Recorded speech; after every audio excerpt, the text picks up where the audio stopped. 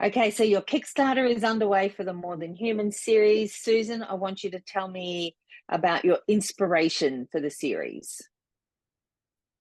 Well, it was really funny because, as I explained in the Kickstarter, I had been approached by a big traditional publishing house. The editor had read some of my work and really loved it, and she was wanting me to come write for them. And her thing is she was telling me about how she wanted me to write, paranormal romance with a shapeshifter. And, the more and more she talked, it was like I'm sitting there going, yeah, yeah, yeah. But what's going to make, and I specifically asked her this. I said, what will make my story different from the other 50,000 paranormal shapeshifter bear books out there? And, there was like this pause. It's like, well, I just want canned stuff. And I don't like just to do canned stuff. Anyone who knows me knows that the squirrels run wild, and I like to write things that are a little bit different, maybe have more twists. Every time somebody thinks that they figured something out, then something happens. So it was funny. I told her as she was talking, the more and more she was talking, I got this idea. I'm thinking, what if it was the shapeshifters ruled the world? And it was the humans on the other end.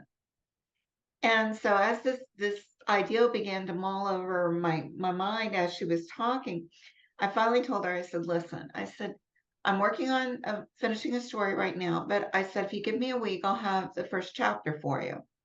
Well, of course, the squirrels were already in charge of the gears up in my head. And by the next day, I had the first 3 chapters for her. And she was just blown away by it.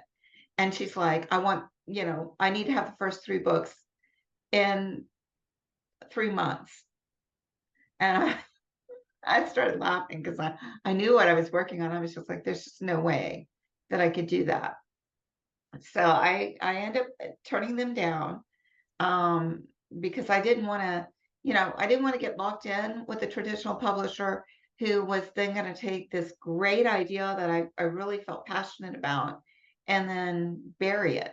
You know, that's one of the things you have to worry about is that if you give your work, your intellectual property to somebody, then you lose all control over it. And they can actually decide you have this fantastic idea, but we're going to shelve it. And because they then own it, it never gets out. And I was just like, I'm not going to deal with that. So what I ended up doing is I ended up writing Ella and the Beast. And the more I fell into this world, the more I was just totally fascinated with the idea because I put myself in both positions. You know, what if I was the shifter and we've spent our whole life hearing about this species but they had gone extinct, so all we had was the relics. And I'm one of those that, like yesterday, I was reading more about Pompeii, and they were talking about, those that died from the actual volcano compared to those that they now have proof died from earthquake after it.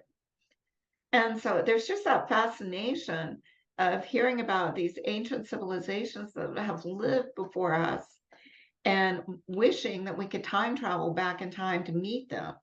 And in a way, that's kind of what they're getting to do. They're getting to go, you know, back in time in their own way, but these people are now alive. It's I don't want to compare it to really anything, like Jurassic Park, but it would be like finding dinosaurs and that excitement and that thrill, of meeting and seeing something that you didn't think that you would ever get to see again. Well, So at least the non-bitey, we will kill you in one stomp dinosaurs. That would be okay to me. yeah, there's a better fascination about it.